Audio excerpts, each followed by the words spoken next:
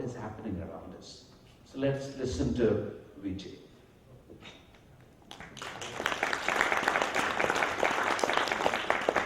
Well, it's my second time in Edmonton. The first time was 1983, when I drove from Toronto to the Nahanni River and stopped in Edmonton.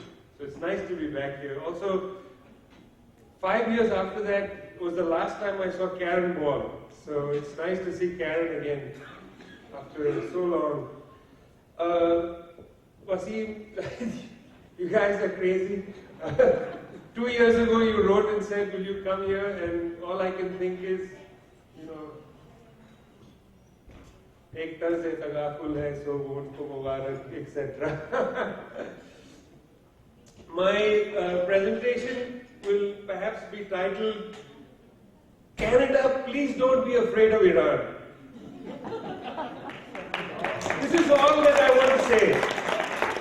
Canada, Iran has nothing for you. Stephen Harper, you can come out of the toilet now. It's okay.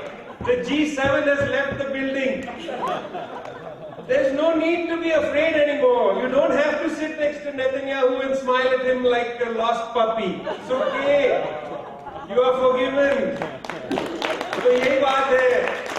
Canada, please don't be afraid of Iran. It has nothing for you. I'm going to read a little from my book called Uncle Swami. Those of you who remember Manto, how many of you remember Manto? 6, 7 people? Chalo. Manto had a great set of letters in the 1950s. Some of you may have read them. They were called Letters to Uncle Sam. He had written them as a nephew. Uncle Sam, etc. The opening of my book, Uncle Swami, starts with a section called Letter to Uncle Swami. So I thought I'll read this to you and then I'll explain why I said, please don't be afraid of Iran. But first, my letter to Uncle Swami. Dear Uncle Swami, it has been 10 years since the planes crashed into your buildings. It was a shock to your system. You were not used to such things. It didn't break your heart. It sharpened your rage. Like an exhausted dragon, you whipped your tail around, crashing into other buildings, these in far-off Kabul and Kandahar, Mazar-e-Sharif and Herat, later Baghdad and Basra. And your feet stomped on your own ground, crushing Balbir Singh Sodhi and Gurcharanjit Singh Anand, Imran Tahir and Ahmad Abulain. These latter are just names sitting patiently in your computer systems, either in mortuary registers or deportation files. The people behind them are shadows. You smiled at them when they served you your curries and patted their backs when they delivered their assignments on time. But you didn't really care about them, what they were made of, their moral compasses. Planes crash, people are smashed, here and there and here. Please do not take my blunt words to heart, Uncle. You have been good to me. You have been good to many of us. But why does my stomach still churn when somebody with a badge comes up to me, thinking in my clenched head that my time has come? I am going to be led to a plane and sent back to where I came from. Is it because that badge has started stopping me more often these past 10 years, asking me why I am, where I am going, and what I believe in? Who are these people with badges, Uncle, and why do they stare at me? I have heartburn, Uncle. I will take to drink. I will take to drugs. I will take to watching TV, eating fast food, going into debt. I will not exfoliate. I will not eat salad. I will not read the newspaper. I cannot wear my headscarf. I cannot grow my beard. I cannot speak my name and allow its poetry to ring through the air. You sent American aid all around, throwing money and cheese at the world's poor. Even that aid is money you have borrowed from others. Lords are thieves whose theft is proper. But uncle, there is no aid for us. All we want is your kindness and a little decency. Your obedient servant, Vijay Prashad. So that's it. What is wrong with Iran? In 1957, 4 years after the United States President went to the UN General Assembly and declared that the countries that have atom bombs must now have a program called Atoms for Peace. So in 1957, the United States government signed an agreement with Iran to transfer fissionable material so that Iran could start a program to create nuclear energy. Finally, in 1967, Iran signed the Non-Proliferation Treaty and went under International Atomic Energy Agency Safeguards Agreement. In 1974, everything was set in place. The Shah of Iran looked eastward and saw that Mrs. Indira Gandhi had gotten away with an explosion of a nuclear weapon. India, which like Israel and Pakistan and North Korea, were outside the Non-Proliferation Treaty, unlike Iran, and therefore were outside International Atomic Energy Agency safeguards, unlike Iran, was getting away with a nuclear weapon. So the Shah of Iran said, I better have a covert program. It turned out, of course, that he ran out of time because something terrible happened to him 3 years later and he was exiled from his country. It's always sad for monarchs to be thrown out of their country.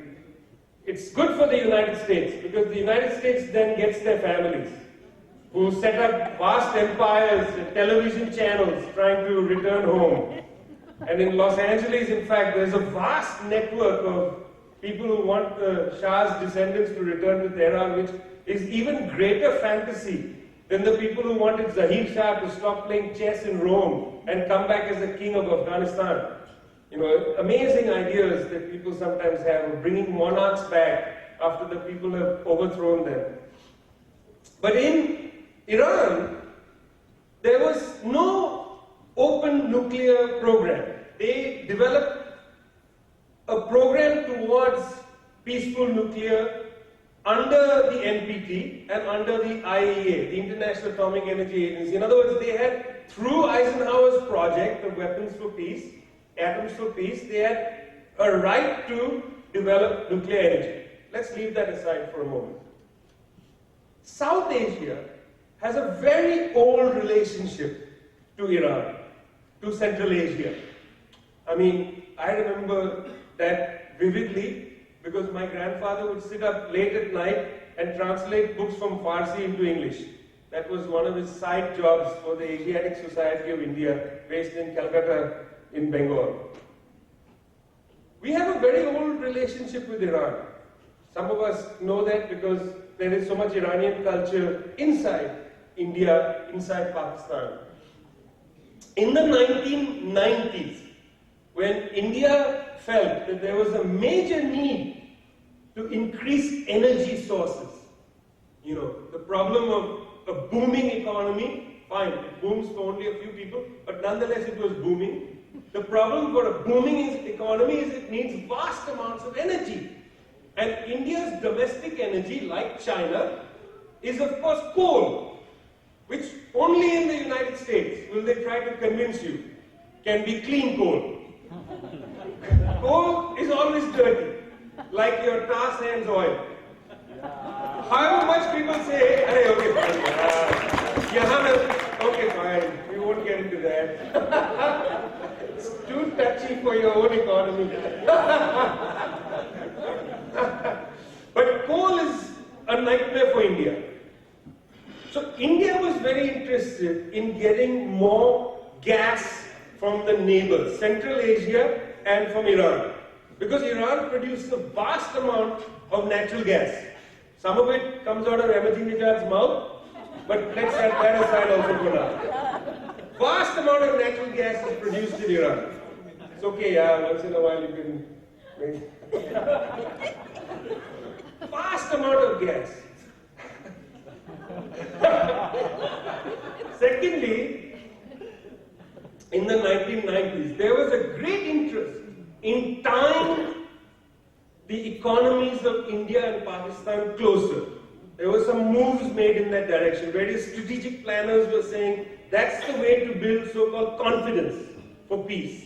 That we need to link these countries together. So the idea was an Iranian pipeline was going to come from Iran through, in those days the feeling was in the Pakistani elite that once the Taliban comes to power in Kabul, it will be safe to run the pipeline through Kandahar into Balochistan and out into India, through Sindh, out into India. That was the idea. It was called the peace pipeline. It was the pipeline of peace. And it was a very important idea. It was taken seriously by all major political thinkers, including the ruling elite. Why? Not because they believe in peace like we believe in peace. Not because they are idealists and utopians like us, proudly. We are proudly idealists. Nothing wrong with ideals. Without ideals, we'd end up no longer being human. आदमी था बड़ी मुश्किल से इंसान हुआ. Right? There's nothing wrong with being. They are not idealists. They are simply about pragmatism and money. And they understood that if you need energy, coal is not going to cut it. For pragmatic reasons, you bring the gas from Iran. Now comes the problem. After 9/11, the United States government, at the time led by a man that one does uncharacteristically miss at the top of the tree, George W. Bush, who articulated the view via his team that Iran was a problem. Now, I want you to understand something, that Benjamin Netanyahu, when he was a member of the Knesset, in 1992 gave a speech saying Iran is 3 years away from making a nuclear weapon. We are now at 2012, and I just saw him do his Mickey Mouse cartoon act at the UN General Assembly with the drawing of a bomb and a red marker. He was basically saying, I know how to draw a line. Look, and in fact, as somebody at the Daily Beast put it, he made a mistake. He drew the line above the 90%. That means that Iran can actually enrich to above 90% weapons grade, and then we'll stop them. He was meant to do it below. He was not properly briefed. It's okay. He had his marker. Chalo, that's okay. But in 92, he said they're going to have a bomb. This is a long-standing issue. And we don't have time to get into that. The role Iran plays in the Middle East. Why the Saudis don't like it. We don't have time to go into all that. We would wish we could get into it, but there's no time for that. That's another very interesting story. Let that be. In the early 2000s, Condoleezza Rice makes an opening to the Indian government. Then the Indian government was led by the BJP, Bharatiya Janata Party. Nothing Janta about the Bharatiya Party, but still it's called the Bharatiya Janata Party. We generally like to think of it as something quite different than the Bharatiya Janata Party, but they were in power. They were quite receptive to what the Rice and what the Bush administration was saying. What they were saying was the following. We are going to make you a deal. We don't think you should have a relationship with Iran. We are going to give you nuclear power. Nuclear power is better for India because it's more modern. Modern, advanced countries who are players in the UN Security Council, the P5 members are recognized nuclear powers. If you want to be a player, you have nuclear. Or as George W. Bush used to say, nuclear. If you have nuclear, you win. Natural gas, no good. Okay? That was the basic line. And India decided, to my great shame, to go along with the Bush line on this. Now, why is this a problem? Remember, India is not a member of the Non-Proliferation Treaty. India is not under International Atomic Energy Safeguards. And yet, the United States in 2005 and 2006 signed the US-India Civil Nuclear Agreement, also known as the 123 Agreement, the Hyde Amendment in the US Congress. They passed a special amendment. And also this meant that the United States would stand as surety for India in the nuclear suppliers group to provide India with nuclear material for the reactors which will be built by American companies. What a great deal for the US. Ron Somers of the US-India Business Council said that there's so many dollars, so many zeros to this that we've stopped counting. They were going to make hand over fist. Westinghouse was salivating. They were going to build many of the reactors. Okay? Imagine what this looks like from Tehran. Just for a minute. Although nobody wants to stand in Tehran's shoes. 300, 400% inflation right now. Catastrophic economy because it's being strangled. Just imagine from Tehran. India, just to repeat myself, out of the NPT, out of IEA, twice exploded nuclear weapons, 1974 and then 1998, is now embraced by the United States into a nuclear deal where the United States is surety for India to go to the nuclear suppliers group to get material, whereas Iran, inside the NPT, inside the IAEA, whose Director General reports have consistently shown there's no weapons program, is being strangled.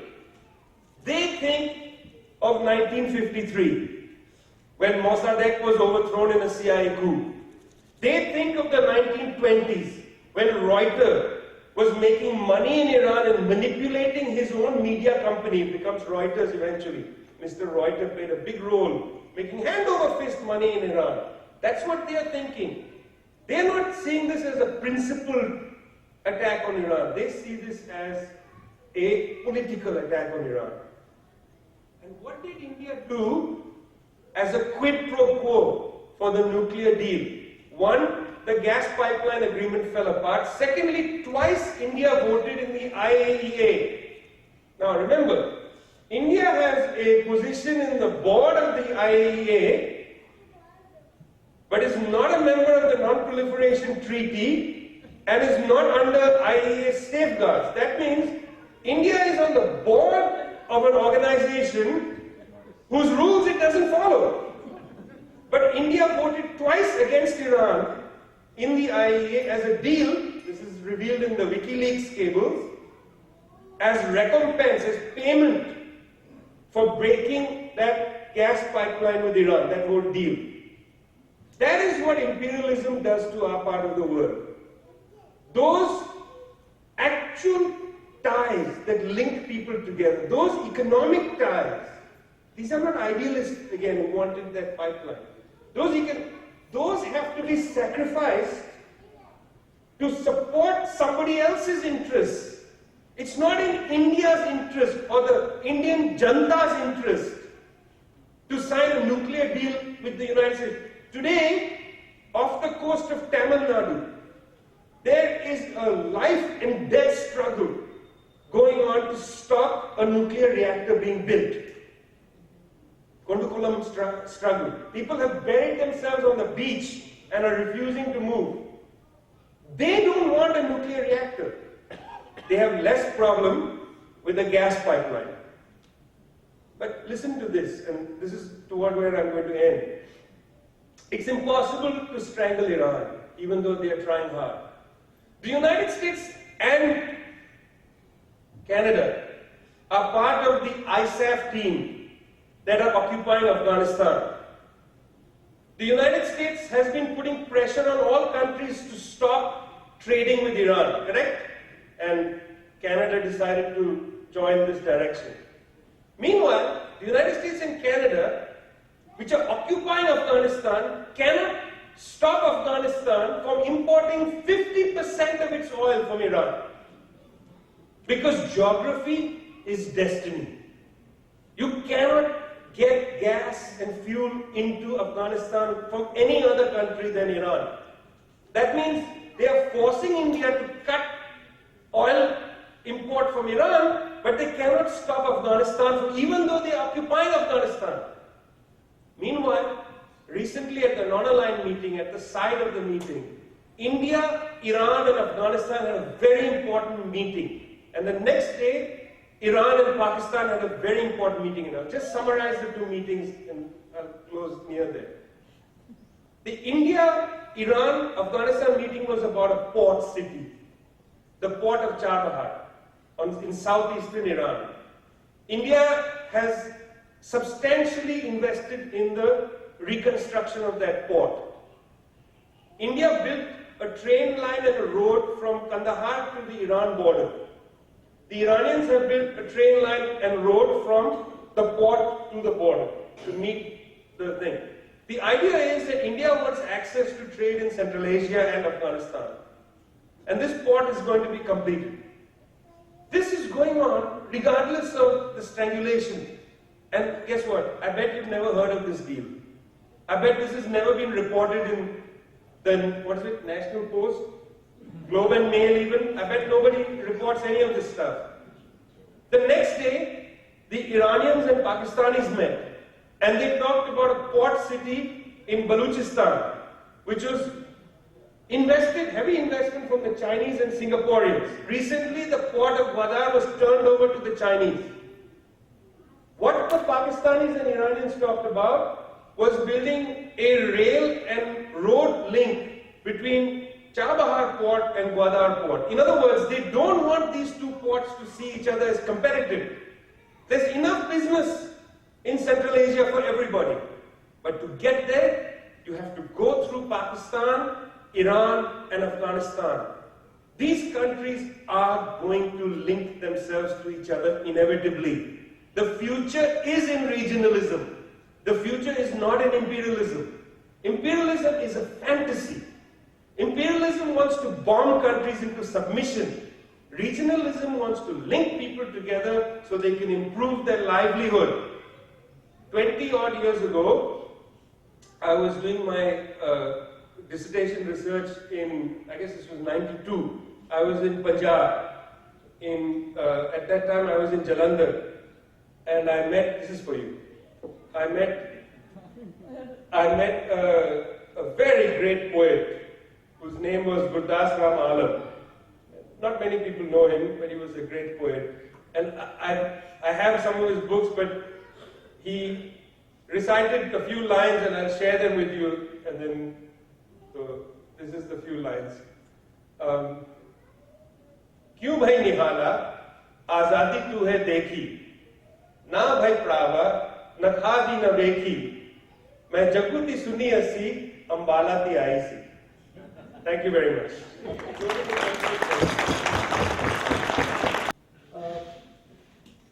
Vijay Prashad, I really enjoyed your talk.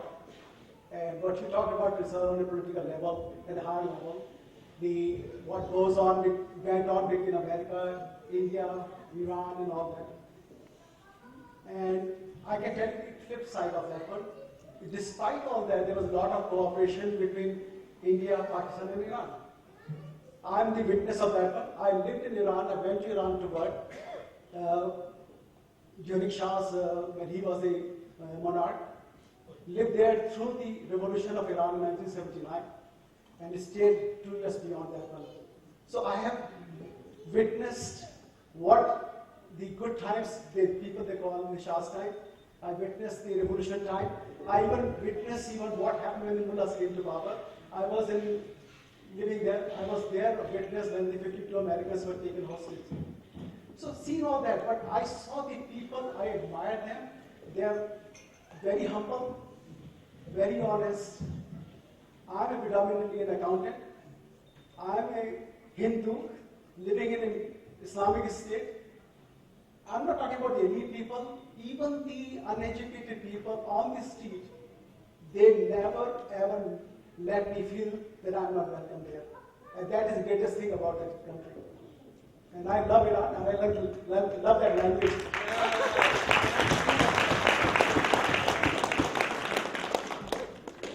Vijay Singh, do you want to speak, or we get the last question and then you answer both of these same time? The last question of the evening from Madam. Vijay, you made my day.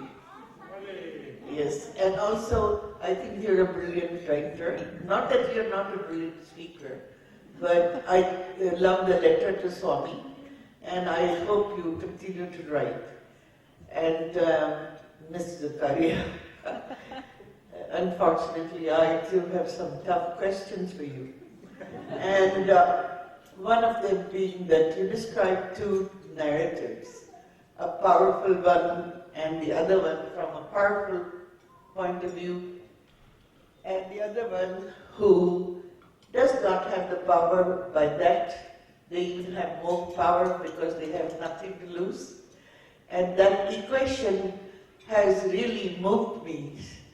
But I thought, hey, what about social conscience? Where is all of this?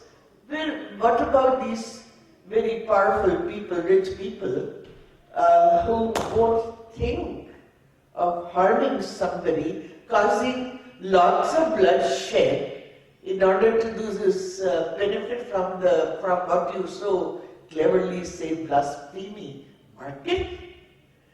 You know, I am appalled by that, but I thought, hey, why not? Success at any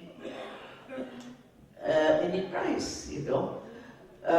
Also, the other thing that I am concerned about is I'm more concerned about stuff like 26th November in Bombay and other sundry shopping mall bombings and all that, and parliament bombing. And it seems to me that these 120 million youth you describe, it seems to me that because of lack of any opportunity, they might be lured into these things, you know, into suicide bombings and such things. So I think young people like you are the world's only hope. You have to insist that there be some openness and not too much.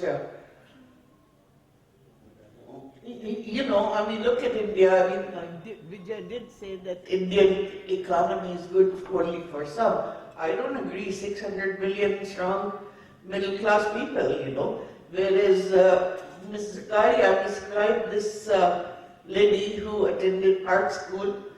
How many such families are there in Pakistan? I would like to know. I really would. But at one time, but of course this will be gossip, 20, they said 20. They said such families were only 20 to 22 in Pakistan. And however, what I'm missing here is, why doesn't someone have social conscience? I know I have heard of now Nurjahan Jahangir, that lady who fights for women. Asma Jahangir. I'm sorry, I thought Jahangir's wife had to be Nurjahan. Anyway, so anyway, those are my questions or comments, however you might like to interpret them. Thank you.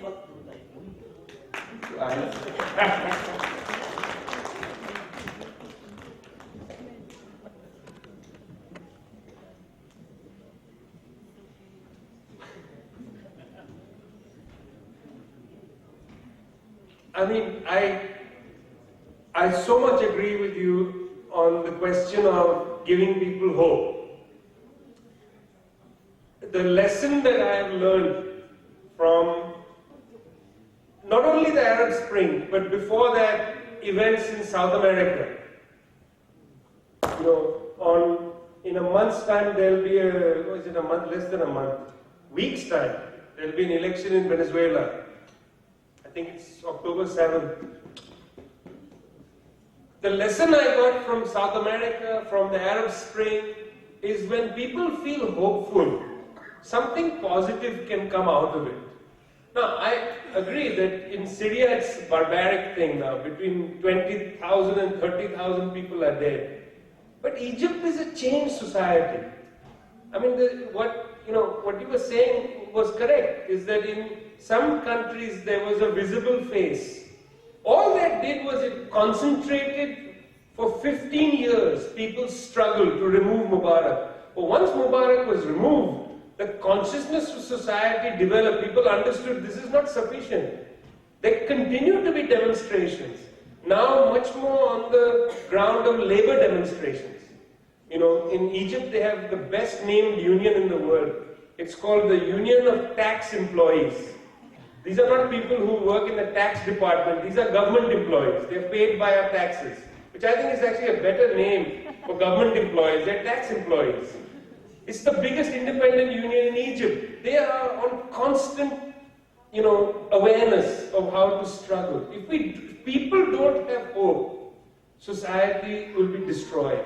And it's the role of people who have ideals, people like you all in this society, all of us, people who pledge ourselves to give each other hope, that I think provide the space for young people to see different ways forward. South America is a changed place now. I used to report from South America in the 1990s for Frontline magazine, both of us for Frontline, based in Madras. I travel now to Venezuela. I remember going there during the time of Perez, completely despondent society. It's not that under Chavez everything is solved. It's still extremely divided society, extremely rife with social problems. But you walk into some of the slums in the hillside around Caracas, and there is a sense of energy. There are some programs that people want to fight for. People feel hope. And I think in South Asia, unless we bring that kind of energy of hope, not that solutions will be there, not that you have to come there with the best cheap flush toilet or the best heater stove that doesn't create gas. Just having devices doesn't solve people's lives. There is a lot to be said for the spirituality of living, which is not just about material goods. And South Asia right now doesn't have that spiritual commitment to human life. And that is what we have to provide with, I think, platforms like this. That's what makes platforms like this so important. You don't have to raise money for floods. You don't have to provide the best technologies to people in South Asia. What you have to provide is a model for hope, amity, and genuine sense of mutual concern and care. That is our role. Thank you.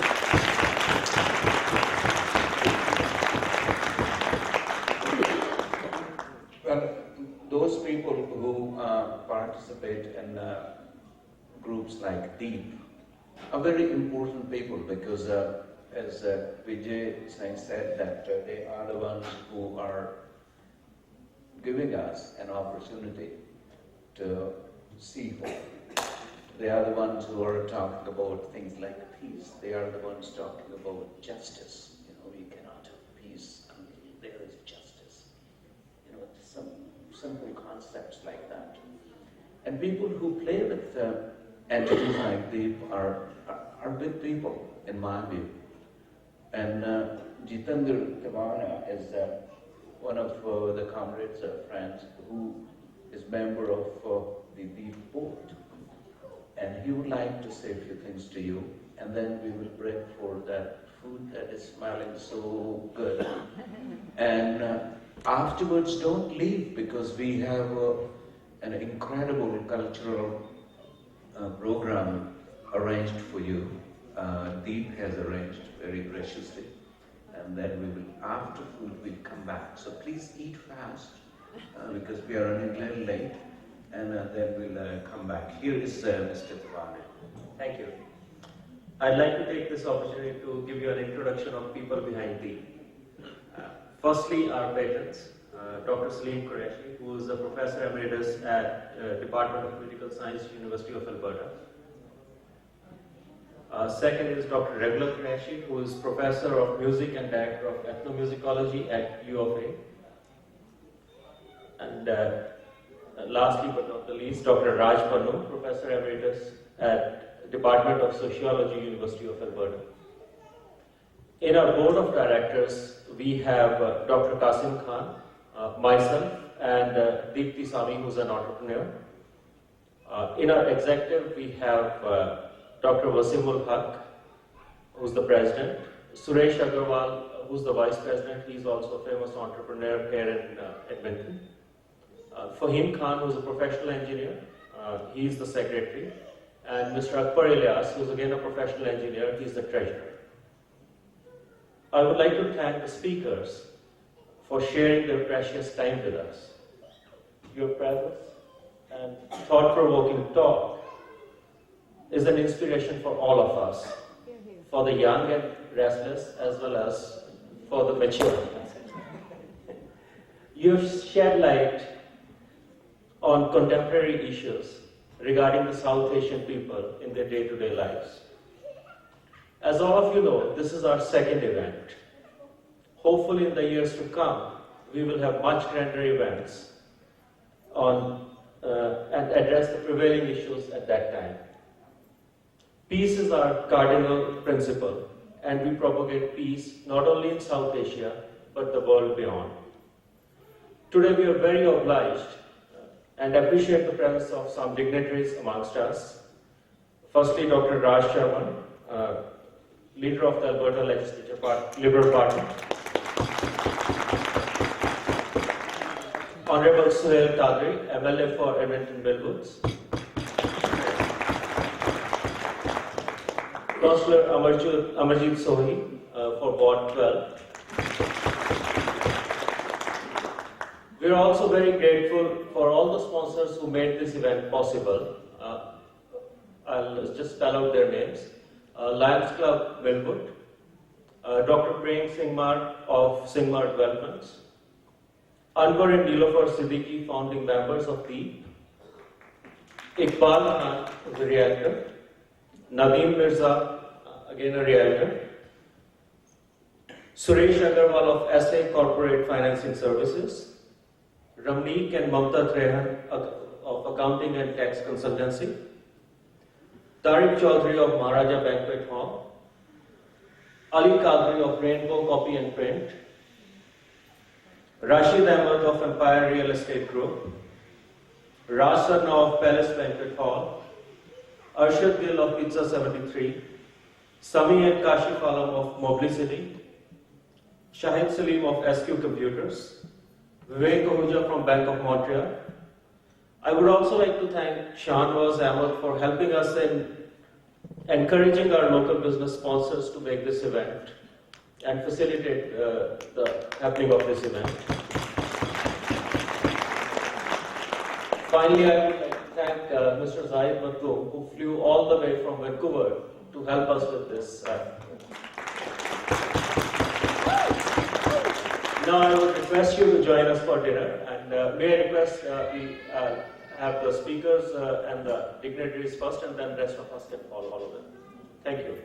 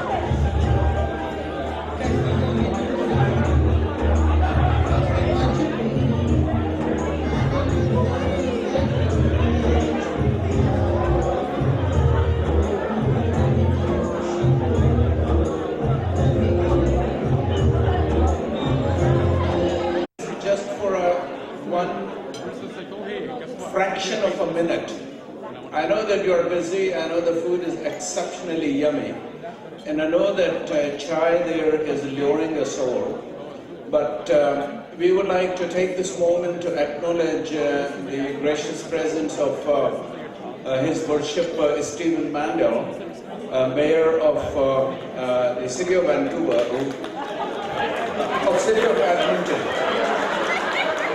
Not yet, not yet.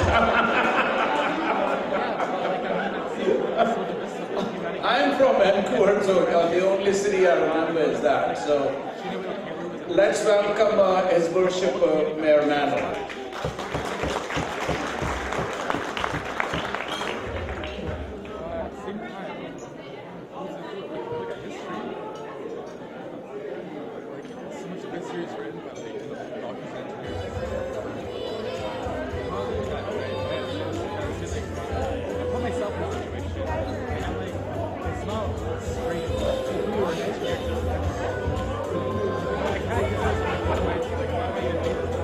Take your seats. Now the last part, the grand finale of today's evening will be some South Asian music by none other than our own great artist from Edmonton, Mr. Faisal Qadri.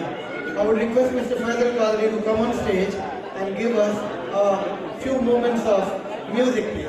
Thank you, and a big hand for Faisal Qadri, please. Thank you, Rohit.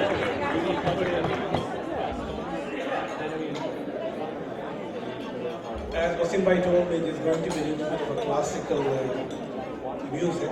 Unfortunately, we could not find any artists to play live music. So we are going to be performing this on karaoke. So please, have your attention, please.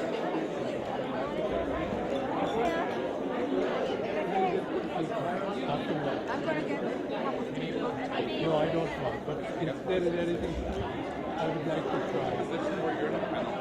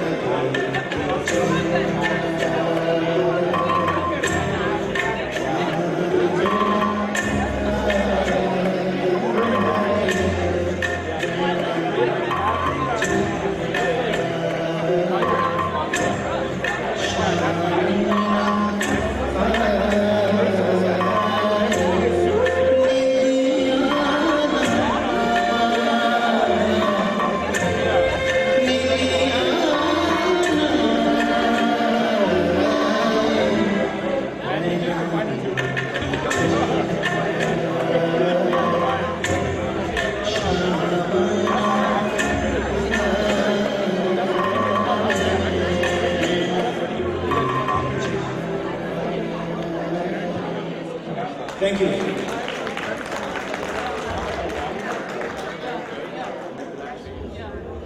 Wow, that was beautiful. What we have now, if you are done with getting your chai and you take your seats, then we're going to start the next part of tonight's evening. If you're not going to sit, I'm going to sing, then you will be leaving, so you don't want me to sing. The only way you can stop me from singing is if you sit down, and then we will bring these beautiful dancers and this beautiful troupe. Otherwise, in order to gain your attention, I will sing, and that will make you leave. So the choice is yours.